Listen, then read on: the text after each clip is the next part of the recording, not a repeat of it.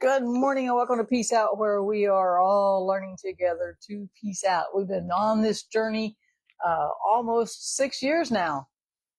I think it'll be March. So 5.5 years we've been on this journey together, learning how to just peace out no matter what gets put on our plate every day, what gets taken off our plate every day, what happens every day.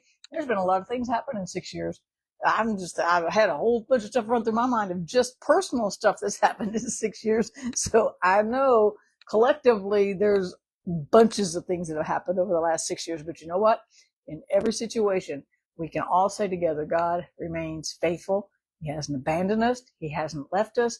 He hasn't withdrawn his mercies or his grace or his peace. He doesn't withdraw anything he gives us.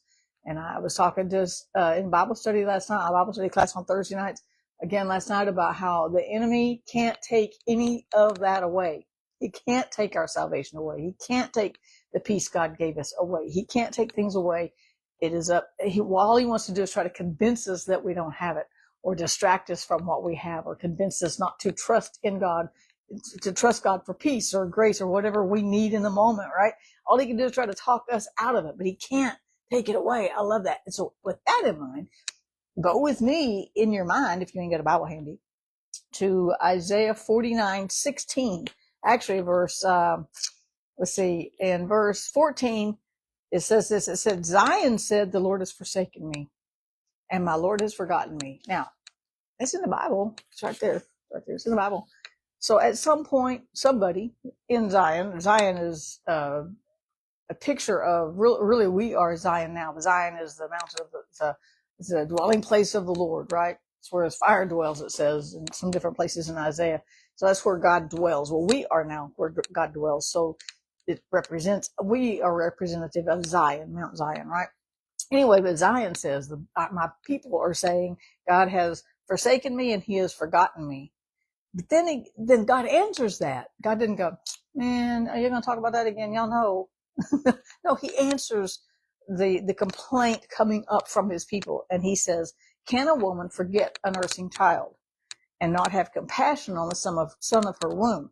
Then he says this, surely they might forget, because in our day and age, we don't have natural affection anymore. We have really unnatural, weird affection for weird things, right? I won't go there.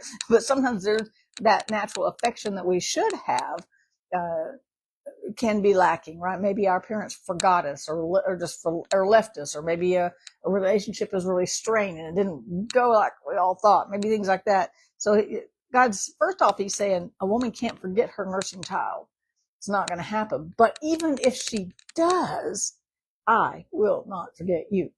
That's a word from God saying, I won't forget you. God won't forget us. He won't forget that we're here. But the next part says this. See? He says, see? Look, I have inscribed you on the palms of my hands. Your walls are continually before me. You are always before me. So I was thinking about that a little bit. Actually, I was thinking about this, which made me think of the scripture. But I thought, have you ever, now before cell phones, everybody's got a cell phone now. It's easy now. If you got iPhones, you can just swap information, or you can text them and you can trade numbers that way. But back in the day, and yes, I remember, when we wanted to remember somebody's phone number, before we could get home to write it down somewhere, sometimes we'd grab a pen and write it on our hand. Why do we write it on our hand? We write the phone number on there. We might write somebody's name on there. We might write a business name on there. We might write a whole poem on there. I won't say I never did. But we might write somebody's number on there. Why would we do that? Why would we do that? Why would we go to that extreme? We didn't want to forget it. We wanted to make sure we could remember that number. We weren't 100% sure we could remember it until we got home, right? And so we wanted to remember it. We write it on our hand or write it on our wrist, or so we write it somewhere with a pen, and then we would make sure not to watch our hand before we got home so we wouldn't lose that number. That's how God feels about us too. He knows he's not going to forget us, and he's not going to lose our number. Be guaranteed of that. But he were written on the palm of his hand like something you really want to remember. You really want to. He said, you are written. I have inscribed you on the palms of my hands. Your walls, or you are continually before me. God doesn't even take his eyes off of us. He doesn't have to take a break. He doesn't take a nap. He doesn't take an afternoon off.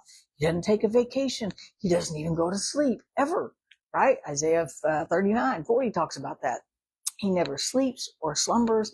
He is constantly guarding our souls, watching over us there to make sure we understand we have that peace. We have his tender mercies every single day, because that's where I wanted to start.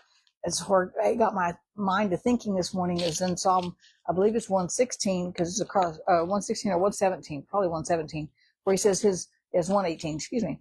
He keeps saying, his mercies endure forever. His mercies endure forever. His mercy endures forever. It's saying that over and over in that first part of that Psalm 118.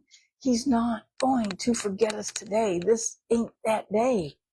He's got us written on the palm of his hand because we are something he wants to remember. And he's not worried about forgetting us. He knows he's not going to forget us, but he wants us to know so that we don't worry about him forgetting us, about him forgetting that we're down here going, hey, God, did you remember we're here right here?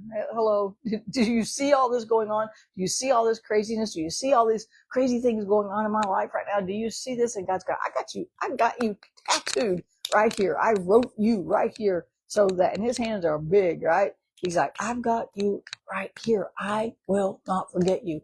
Even if a mother forgets her natural born son, I won't forget you. He says, that's a rare thing. That's an unusual thing. But even if that happens, there's another psalm that says, if my father and mother forsake me, God will lift me up. God's got us covered. He is watching over us.